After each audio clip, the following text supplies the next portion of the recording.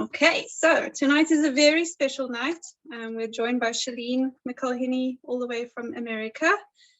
She is a fantastic poet, one of my favorite poets. I first got to know Sheleen in the beginning of COVID, April 2020, when we both did Megan Falley's Poems That Don't Suck course. And it's been such an honor and a privilege to get to watch her pave her poetry journey from there.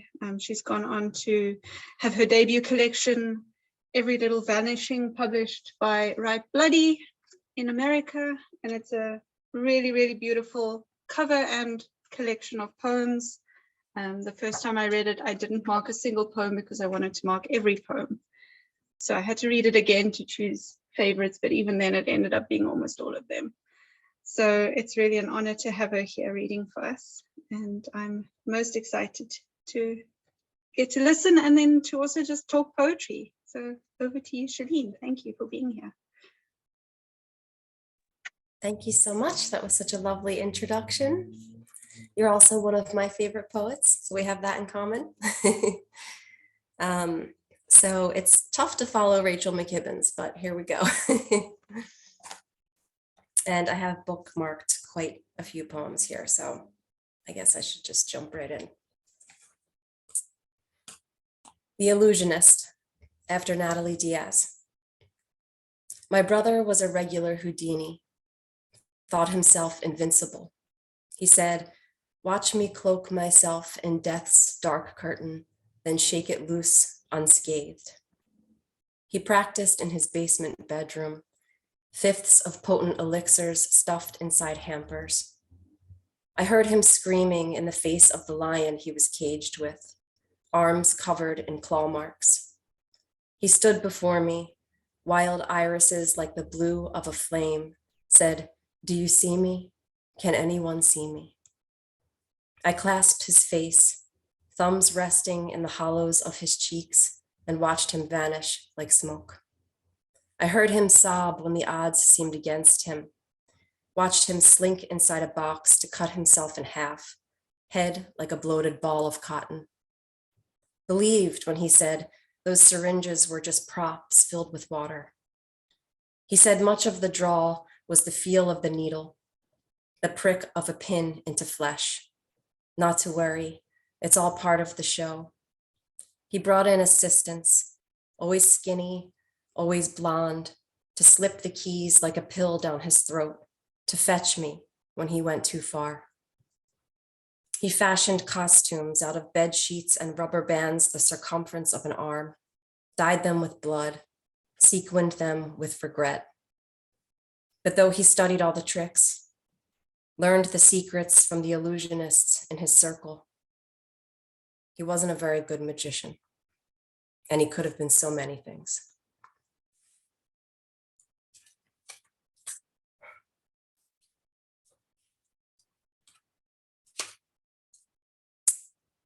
Okay. I saw it coming. The night my mother threw another one of her dinner parties, another one my brother and I were made to clean for, as the perfumed ladies filed in before their smoke-trailing husbands, my brother emerged from the bathroom we were forbidden from using, the one with the good towels, soaps shaped like rosebuds and winged cherubs. We ate them as children because they looked like chocolate, poison wax in our teeth. He steps out with a towel around his waist, a cloak of steam fizzing from his shoulders, sashayed into the kitchen, beads of water dripping from his hair, an unpredictable rain, as he bent with a smile to kiss the powdered cheeks of my mother's friends. "You're so handsome," they said.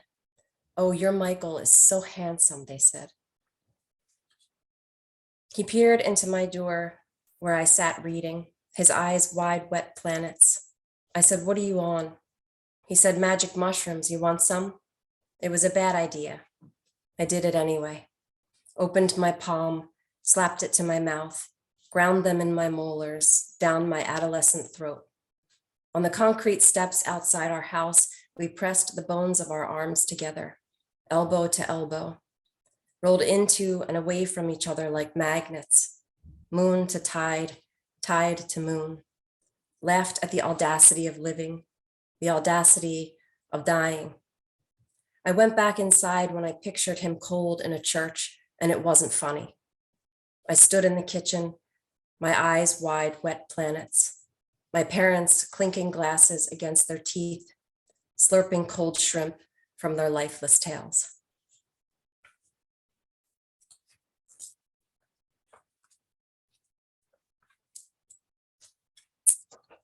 Okay.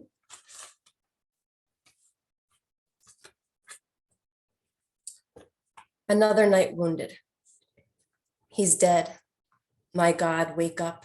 Your brother is dead. My mother hovers over me, drooling tears, drooling snot, heart like a flickering match. The car outside of the house is on fire. We run to the window, press our hands to the glass, watch the crackle and pop of burning steel. Flames lick the sky into wounds.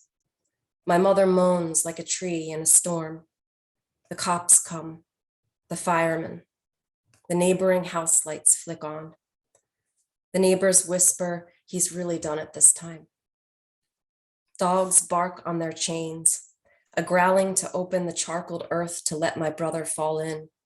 The car is empty, a singed shell, a glowing coal. My skin turns to ash, my lungs expand to bursting. My feet pound the stairs to his room, kick the door wide, and there he is. This miracle I prayed for. Let him be alive. Slipped in from the open window, blacked out in a pile of sheets, face covered in soot. We are all another night wounded, another night blessed.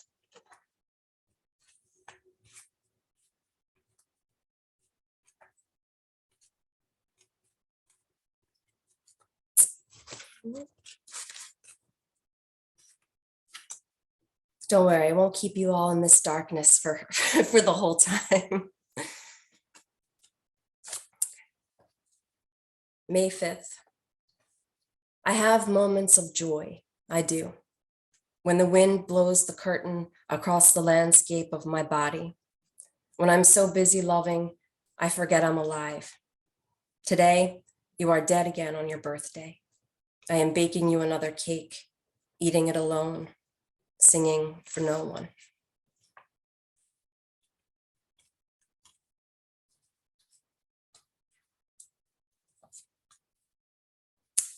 Ode to Finding Love. If this is a love story, I can't hear it.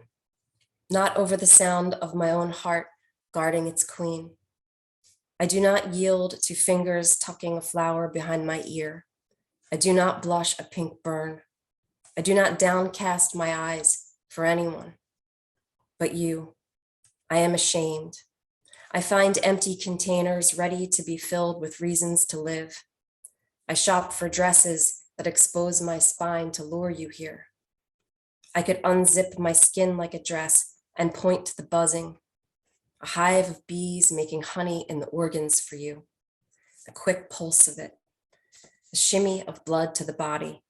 Oh, my wrists, oh, my neck, that quiet, tender bleeding. No matter it's been here before in the shape of a man's shadow, no matter it left like a man, I am still worthy, I say. Come to me. My arms have nothing to hold.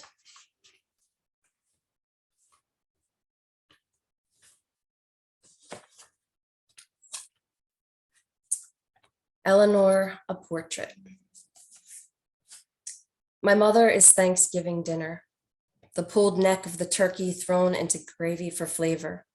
She is the swanky house party, shrimp cocktail and Manhattans, crazy like Patsy Cline. The bite of a ginger ale fizz in my small nostrils, the burn of Vicks Vapor Rub on my chest. 87 pairs of shoes piled in the shower stall. Phone numbers and cartoon eyes scribbled on every piece of mail, a fridge full of condiments. She is Avon, an expired Chanel No. 5 with no cap, a glass shelf of samples and dust, red lips and nude pantyhose, cinnamon hearts and root beer barrels, endless cups of tea.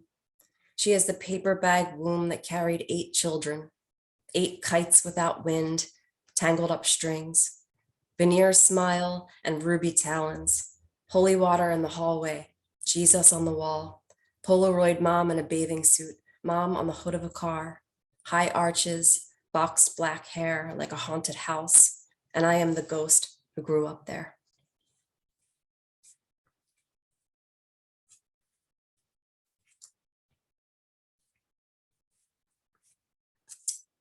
Witches of Westbrook. I watched my sisters, each of them trailing familiar scents like oil of Olay, eucalyptus, like brush fire, like smoke. Watched the pale moonstone glow of their skin brown in another year of sun and another. Watched their love turn into swollen bellies, their arms turn into cradles. Watched the corners of their eyes grow lines like the pages of an open book. Watched them hurl fruit at leaving husbands, whip their hair in defiance. I watched them lift their wet faces to the next approaching storm, slip into new armors as unassuming as gossamer. I was so much younger. Their long, lean bodies had stopped growing by the time I was born. They had already known the loss of a brother, gone before I arrived. Their small, smooth fingers tracing the blue satin lining of his new lidded bed. Their hands opening and closing his tin box of trinkets, matchbox cars rusting in the salt from their eyes. They had felt the sprawling distance between the door and their father walking out. Our mother tied to the bed to save her from herself, only waking for another heavy dose to take her back under, while they toiled, stared into an empty pantry, learned to use the stove. I still had a brother to love, then lose, my own hand to rest upon a frozen chest in the stillness of a quiet room. I still had children to birth, men to warm me and leave me cold, heart to be crushed like a fig.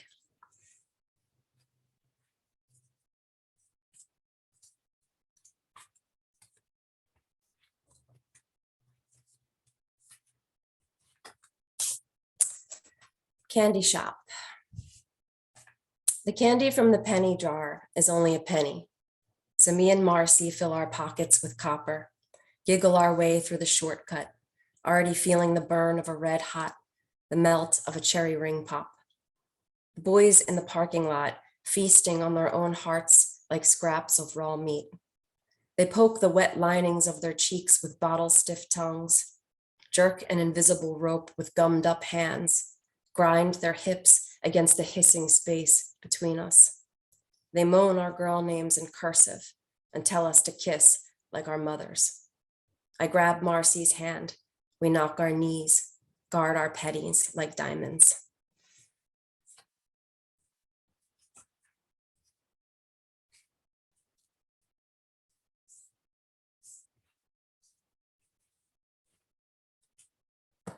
The FedEx man always knocks twice.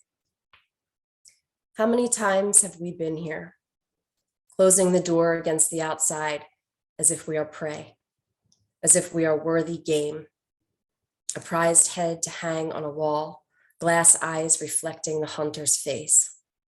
It's not your fault. Just last week, a woman was murdered in a park nearby. She was going for a run.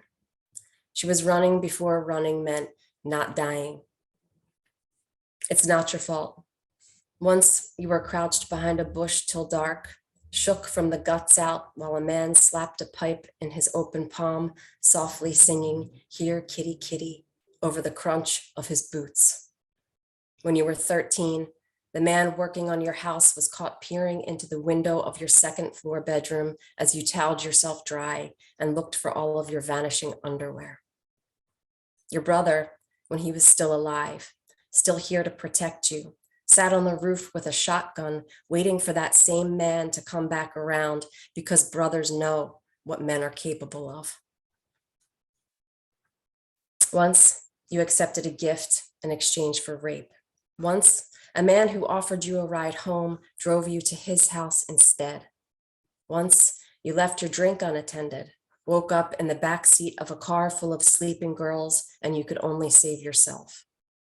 You have seen your own funeral so many times. You have clutched your throat over and over with your own hands just to protect it from someone else's. Sweetheart, the man at the front door, he is just delivering a package. He is just conducting a survey. He is just here to check the meter. You know so many good men.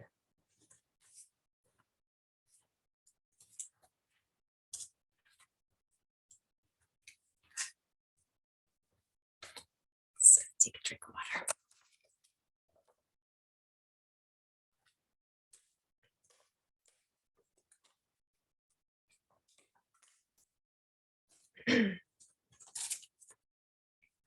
Revenge scene. Okay, picture this. We're in an elevator. The elevator shuts down. It doesn't matter where we're going, only that we're alone. My inner child presses the buttons until they all glow. He eyes the emergency pull, and I shake my head no. This time, I'm in control. I am the shapeshifter. I am the human grotesque. I grow larger in this space, loom over him like a bad dream, watch him piss his pants. Then I peel off my clothes and shrink down to my 11-year-old self. Unbudded breasts, undarkened nipples, a pale bubblegum pink. He recognizes me now.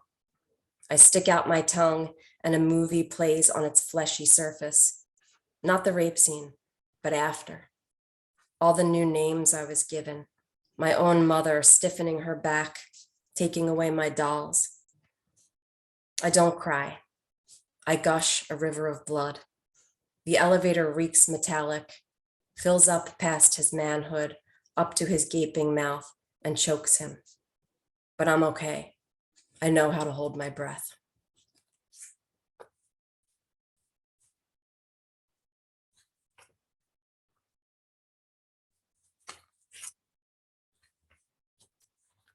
My son. His scalp smells gamey, like a cut of meat. I guess that's what my jeans smell like mixed with his father's, a sweating rack of lamb. I watch him at the table, gobbling down rabbit stew, his breathing heavy and labored as if he hasn't been fed in days. His arm guards his food against invisible predators. He looks like a stranger to me. The thick mop of dusty brown hair, the wide nose, the growling and grunting.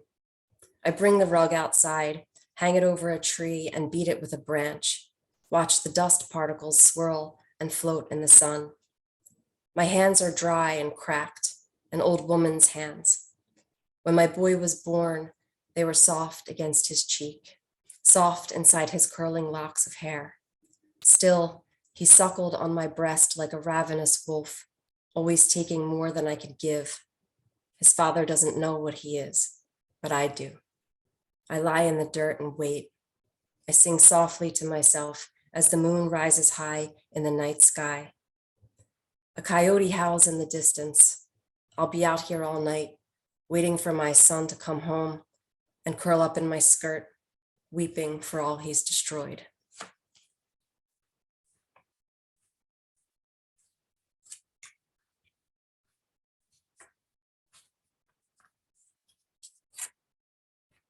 Archaeologist of flesh.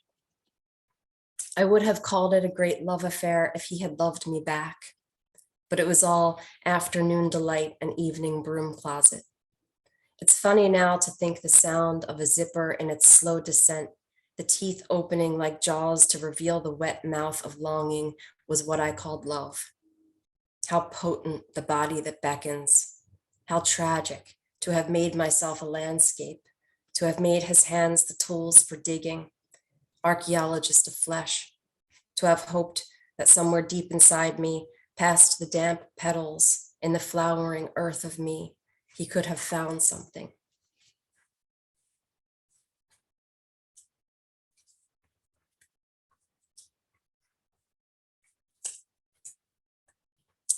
That stupid song. It was just a kiss, but it popped all the bulbs on the street. I didn't even know him. We were two strangers in a bar. I told him it was my birthday and he sang that stupid song. I studied his mouth like a foreign language. He studied mine too, watched it spool, purr velvet. I wanted to feel the hum of his blood on my lips, just once. And what I'm trying to say is that I'm married and I want it to be good, but I was never kissed like that, like a defibrillator shocking my lonely sex, like I wanted to be sung that stupid song every year for the rest of my life, like my mother tongue is that kiss in that bar with a man I will never see again, who will never know me, but whose mouth I will wish for when I blow my candles out.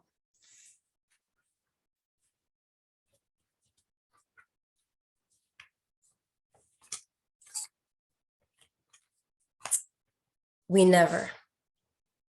Our love was not loud. We never threw lamps, never upended the patio furniture after locking each other out. We never screamed or cried or fucked the bed frame to splinters in apology. We never said, stay, don't go. We never said coward or bitch or fuck you or please. We never snuck through the window or slammed the car door or got inches too close to bullseye pupils. Never wrenched throats or yanked hair or murdered each other or killed ourselves out loud. We did it all so quietly, like the slow ascent of my bare feet up the stairs, high heels hooked through my thumbs, closing our door whisper soft, the quiet groan of my weight in the bed, stiffening our backs to each other, switchblade shoulders brandished, slicing the death between us till silence do us part.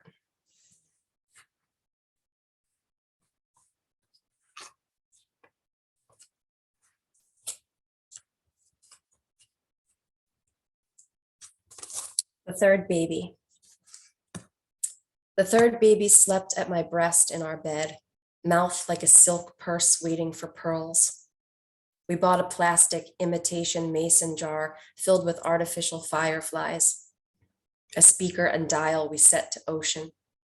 We handed him back and forth at midnight, at 2, at dawn, when he shrieked us awake again and again until we both turned to ash in our skin.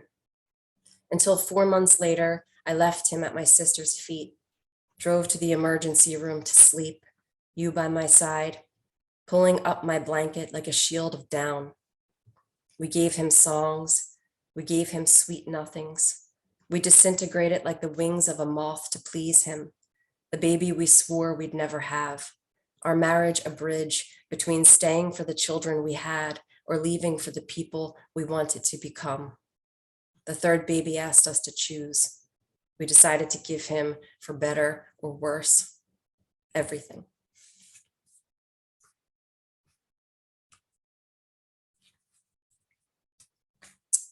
I surrender to the crusted pan, the burnt toast, the chicken left out overnight, to the crack in the windshield, the flat tire on I-95, to the fevers, the vomit spewing from my children's mouths, to the black mold, the weeping faucet, to the bill collectors, the splunk of the phone in the toilet, the bird shit, the antidepressants, to the gynecologist cranking me open, dentist cranking me open, to the stretch marks, middle-aged pudge, new hairs glinting silver, to my brain repeating a segment from Oprah's Super Soul Sunday.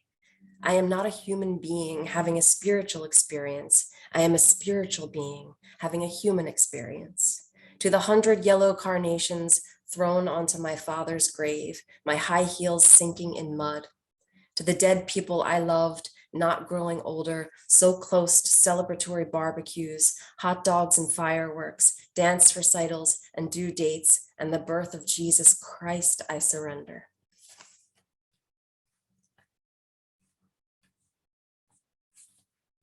Okay, I have a couple new ones if there's time. Okay.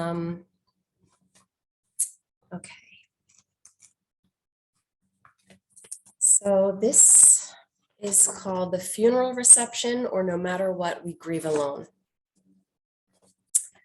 Muffled voices everywhere, as if I were a child again, straining to listen or not listen from behind a door or under a bed.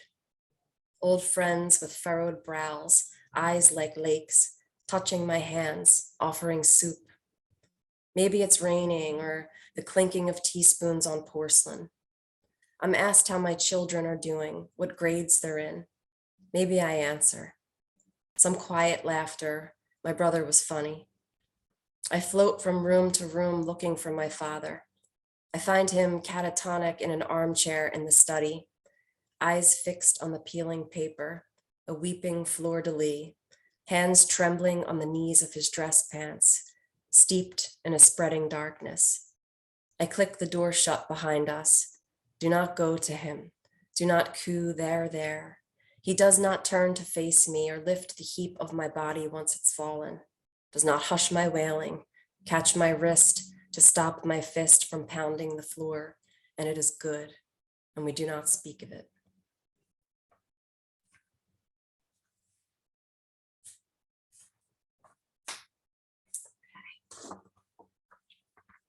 My father's depression asks me to order for him at Burger King. I unbuckle, lean over from the passenger seat across Dad's legs and shout for a bacon double, small coffee, black, 2 sugars. Dad always says they can't understand his accent, but he's been living here for 20 years. He talks low, turns tomato pulp red when asked to speak up. Inside the old pickup, he lifts his hips, shoves a trembling hand inside his jeans pocket filled with loose tobacco and American currency, says, "What do I have here?" Fear films his eyes like grime on a windshield. I sift through the change in his palm, pluck out the quarters, unravel the bills, outstretch my arm to pay, say, "It's okay, Dad, I don't mind." He cries without making a sound. Perhaps his brain is wilting like the pink corsage he never slipped onto my wrist at the father-daughter dance, his depression pinning his bones to the bed like 1,000 black boutonnieres. Perhaps he is a small boy hiding inside the sleeve of a man who only ever wanted to be my father. I lean in again, press my lips to his blue collar cheek, stir his coffee, place the scalding liquid, brimming sweet, in his hand.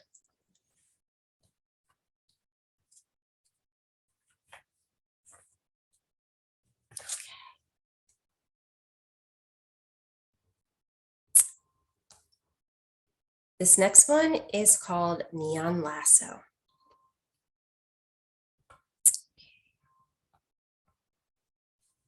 Under the cathedraled ceiling of an Arby's, my tailbone rooted into a cold, shellacked seat, the same gray-brown as my roast beef sandwich, I am learning how to enjoy my own company. I haven't brought a book. Phone's nestled in next to the tampons in my purse. The horsey sauce is strong, sending a tingling burn through my sinuses and across my scalp like a sudden brush fire. Oh God of condiments, oh Kenny Rogers wooing me with Through the Years. Oh pimpled teen with your ginger hair and dingy mop, what are we doing with our lives? Outside, cars, tractor trailers whiz down street road with purpose, everyone in a hurry. I wish they'd all pull into this parking lot and come inside. I'd hang curly fries from the ceiling like spicy potato streamers. I'd unwrench the sign out front, that giant cowboy hat, and put it on my head. Remove the neon lasso and whip it through the air. Pull them all into my wide, lonely arms. Here, in this house of meats, our love could be the cure for this dead-end America.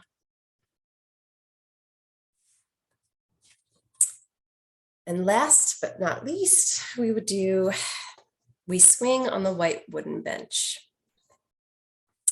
We swing on the white wooden bench, my brother and I, the rusted chains grinding a copper dust onto our shoulders, wheezing a hay fever laughter through shared Marlboros and sips of lukewarm Folgers. It is spring, and the world is aglow with pollen. Michael is green in the reflection of the grass when a hummingbird zooms close to hover at his eyes, which are lapis lazuli when he turns to me, and I should have told him that. He would have rolled lazuli around like a cool marble in his cheek, like the way he used to snatch moths from the air and push them into his mouth, parchment wings fluttering against his teeth before he opened his jaw to release them back into the wild, his tongue filthy with scales, just to prove to the world he was happy.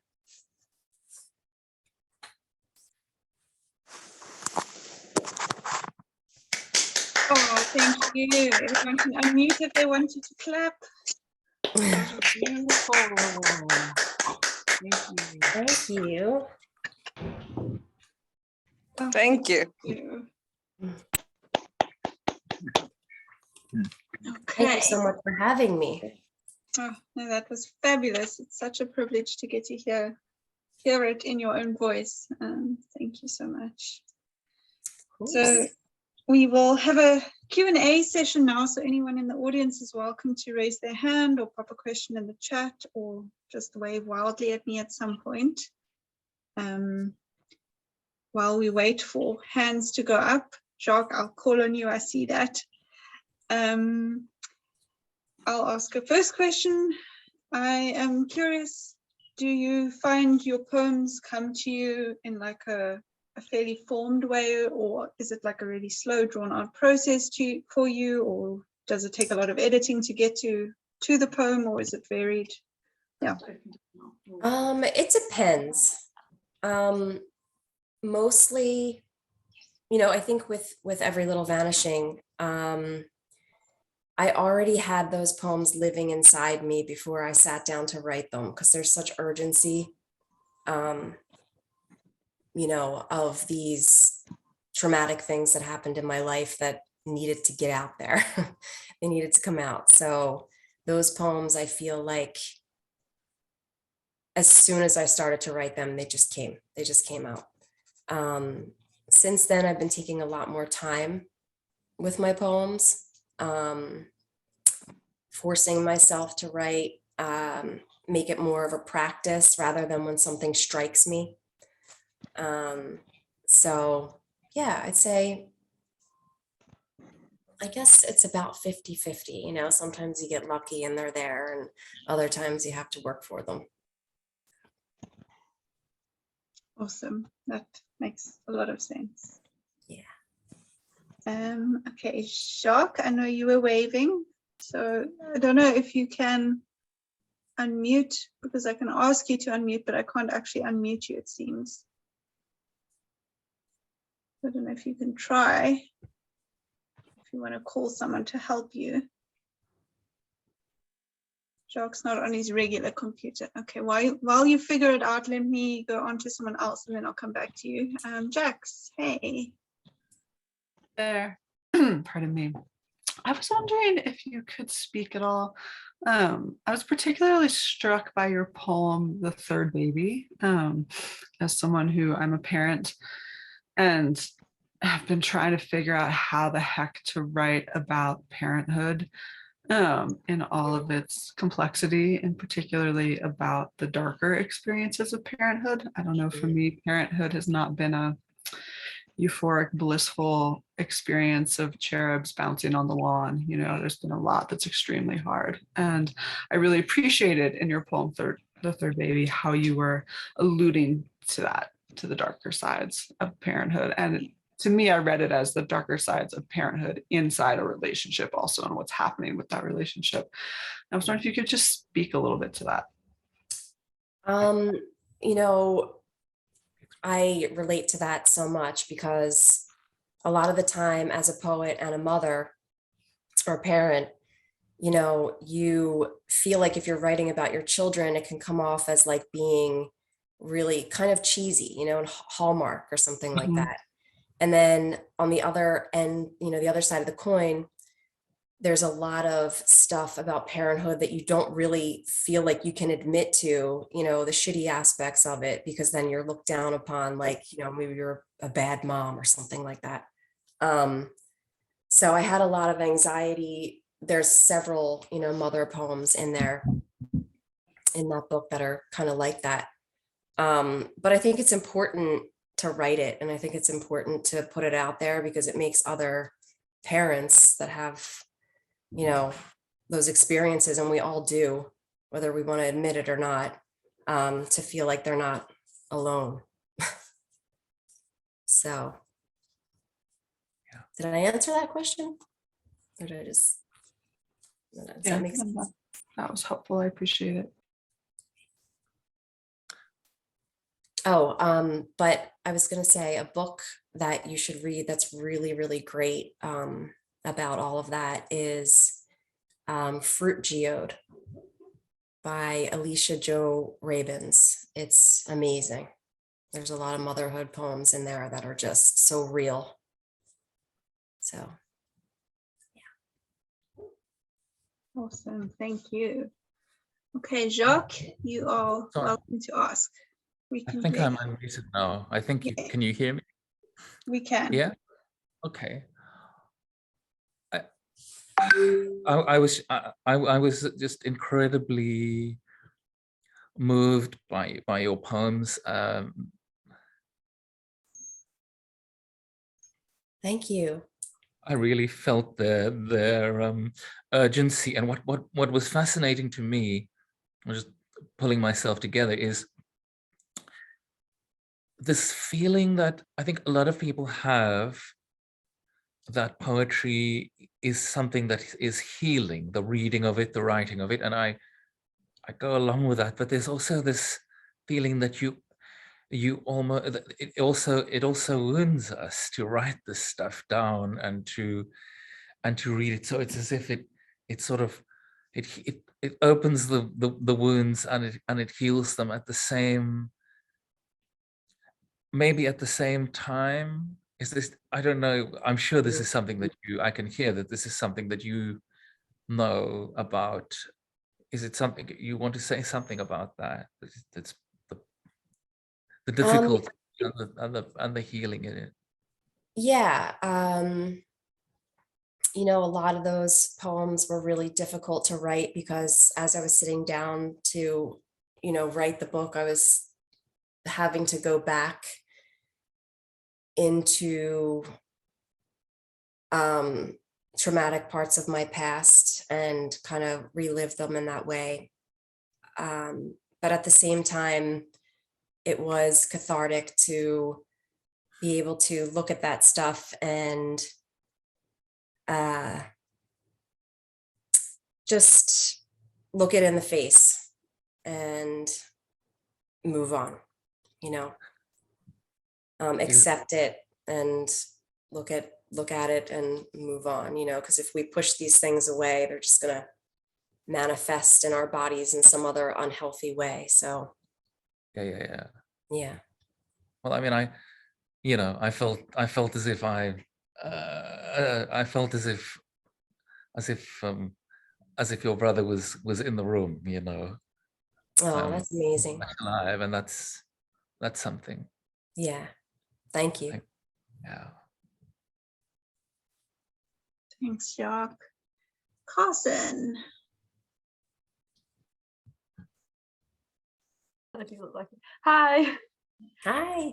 Hi, Sheleen. It was really nice hearing you read your poems after reading your book. It's Thank you. gives it a different dimension, shall we say. My question is how, you've got these different themes in the book, like the ones about your brother, the ones about motherhood, the ones about what else was there? The romantic relationship. And I was just wondering, when you came to ordering the book, how did you decide, like, thematically where things were going to go, and if you could speak a little bit more about how you decided the order? That was the hardest part. Okay. Honestly, that was really, really hard. And there were so many different orders along the way. And it really drove me crazy. And I tried hanging all of them on my wall, and, it was really difficult. But I think I broke everything down into categories. brother poems, motherhood, so on and so forth. And then another thing that I tried to do was tie, if one poem mentioned a bee, for instance, the next poem somehow also mentioned a bee in another context. So would put those side by side. Right. And I had a ton of help from my editor, Jeremy Radin. So he helped me immensely with that. That was the hardest part for me. Okay. All right, she wants to come say hello. Say hello then. We've been trying to figure out how parents can have extracurricular activities, and we're trying to listen to poems, and she's just screaming. Oh yeah, I get it. But you're cute. All right, thank you. Of course. Thanks, Carson. Ed, I saw your hand was waving earlier. Yeah, go for it. Hey, Sheleen, I'm floored by what I heard. It's one thing reading the poems, but this was an experience, and I'm just struggling for the words to articulate. I think Jacques said it very well when he said it was like your brother was in the room. The poems really illuminate the past, and I love your precision in the details that you include, the imagery. But yeah, I'm not going to waffle on. I wondered about the title, and that poem, Every Little Vanishing, just seems so inspired to me as a title for the book, because it speaks to loss and to absence, to woman being disappeared. It just has resonances, and I wondered, was that just something, did that arrive fairly organically, or how did you arrive at that? I wish I could say that yes, it did arrive at that organically, but there were a lot of choices given to me by my publisher, like a list of titles, and so that was the one, it was given to me that I settled on. Yeah. Fantastic. Mm-hmm. And thank you so much. Privilege. Thank you. Mm-hmm. Okay, anybody else in the room who'd like to ask something or comment something or anything like that? You are most welcome.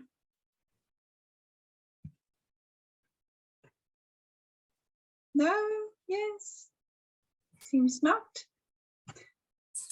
Okay, so then we're going to wrap up this section. Sheleen, it's really been amazing for us to be able to sit in South Africa and to not only hold your book, but then to get to hear you read as well. Yeah, there's at least 2 copies in South Africa. I don't know who else might have one, which is so cool. That is so cool. That's so cool. Thank you so much. And thank you to everyone who came and listened to me and is here to support. And I can't wait to hear, there's an open mic, right, after this? Yeah. Yeah, I'm really excited to hear all of your poems.